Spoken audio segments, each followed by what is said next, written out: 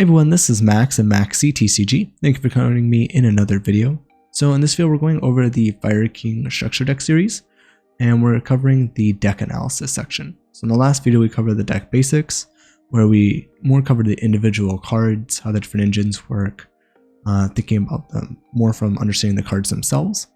So when you get to the deck analysis, you actually know how the cards work, and if you understand those cards, you probably skip to this section. So what we're going to do in this video is go through all the different decks, explain the kind of structure and like thought process behind the deck, how the different engines work in terms of like the deck structure, and then we'll jump more into the combo video in the next section. So what I'm going to do is I'll load up some of the extra tech cards you can consider playing in the side deck. You can see what those are, and we'll kind of talk about those as options to consider as well. So these are kind of the tech cards we're going to be kind of looking at and packages you could play. I think interesting cards to play in the side deck.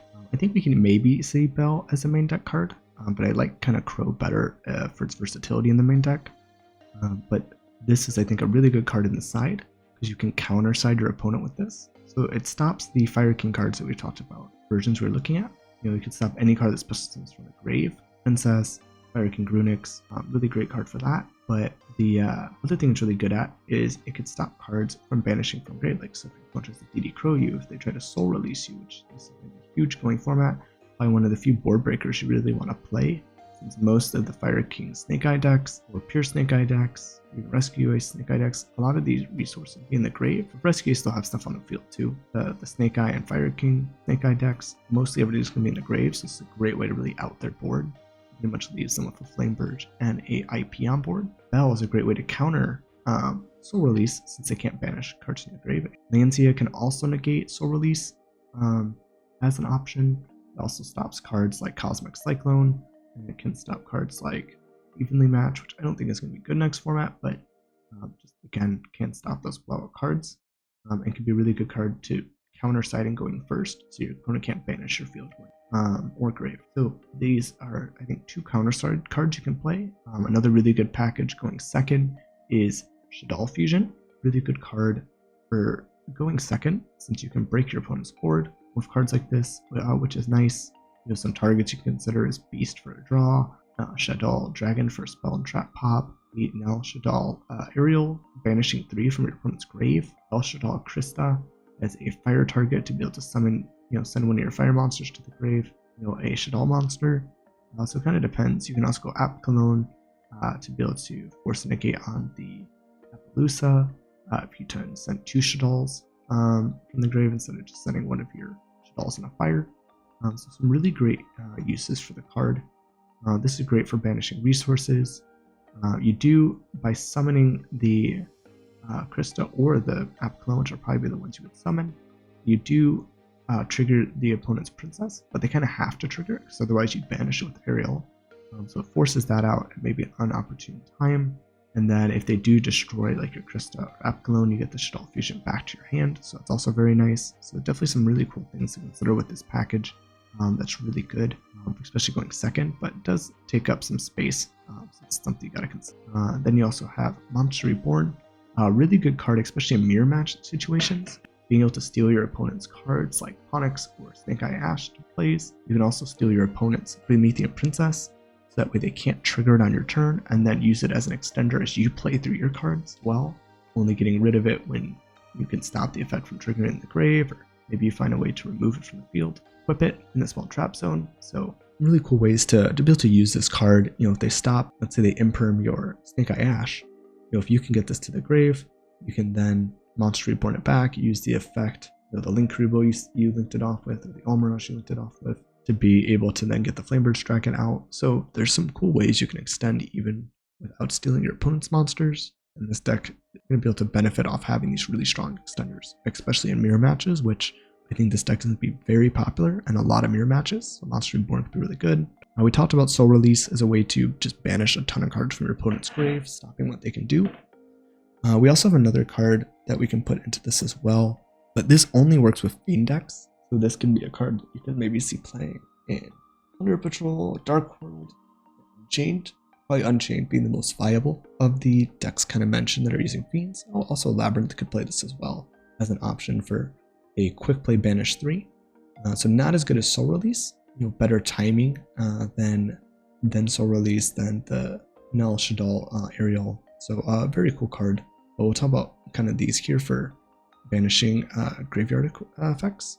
So we have, first, Made to Order Mermaid or Outfitter. So this is a target one card in your opponent's grave, banish it. Bare minimum effect, just remove a card from your opponent's grave, but it is a normal spell, so spell speed 1. If your opponent is triggering cards like Ponyx or Barong in the standby phase, this is going to be too late. One of the nice things about this is you can add one card from your deck to your hand with the name as the banished card. So this could be great if you're trying to get a hand trap from your opponent's field. If they use the hand trap on you, you could search it as well. Since hand traps are probably going to be things that a lot of decks have overlap in, even in non-mirror matches. But in mirror matches, you could steal your opponent's Snake Eye Ash. You could steal you can banish their princess just so it's not in the grave. Steal their Populace to then set your spawn trap card for wanted.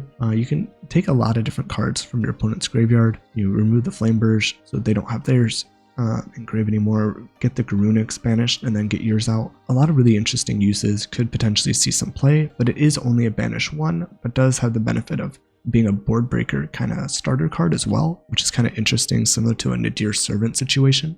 So I could see this card maybe seeing some play, especially if you're expecting a lot of mirror matches. And then Dark World Puppetry, kind of talked about this card briefly, similar to a Soul Release type of card, but you have to discard, you banish 3 cards from your opponent's graveyard and it's a target. But you can target 3, banish them, discard 1 fiend. Cool thing with this is if you only need 2 to target, like in a Fire King situation, and it's maybe more pure, or not the Snake Eye version, you can banish both Ponyx and Barong in the draw phase, so they don't trigger. Both of those are gone, and if you do banish one of your fiends that may be in the grave at this point, you can then recur this card on the next turn, which can be nice for certain strategies. So it's a way to consider to get some of your banished fiends back as well. So this can also add some extension, which is nice. But again, just a quick play banish card that could be really good. And hitting 3 of their main resources. I think in some sense Soul Release is better because of being able to target so many cards. You can get rid of the Ash, the Ponyx, they can get rid of Oak if they're playing the Snake Eye Oak card as well. In like a pure Snake Eye deck, you can get rid of the Flamberge Dragon, so they don't get that. You can get rid of the Princess, the Garunix. There are quite a few targets you want to get rid of, and I'm not sure if 3 is enough, especially post Phantom Nightmare, where the Soul Release might be what you want to play. But again, this doesn't necessarily play around the standard Fire King combo with the Ponyx Barong line. So there's going to be some trade-offs depending on which you're using. This is much better versus the Snake Eye version that's not really relying on the Ponyx kind of exceed some on your opponent's turn play, but this is very good against that. So again, here's some special tech cards that you can consider playing post Phantom Nightmare, either in mirror matches or to really help counter those decks. Right, so I hope this is really helpful for the deck analysis, just trying to explain how the decks are constructed, theory behind the amount of card rules you're playing, how those work, different tech options, and kind of the synergies for why the cards are in the deck, and things you can swap things out for, and how to think about which cards are good depending on the situation, and why you might alter your deck building based off what you're considering to expect in the format.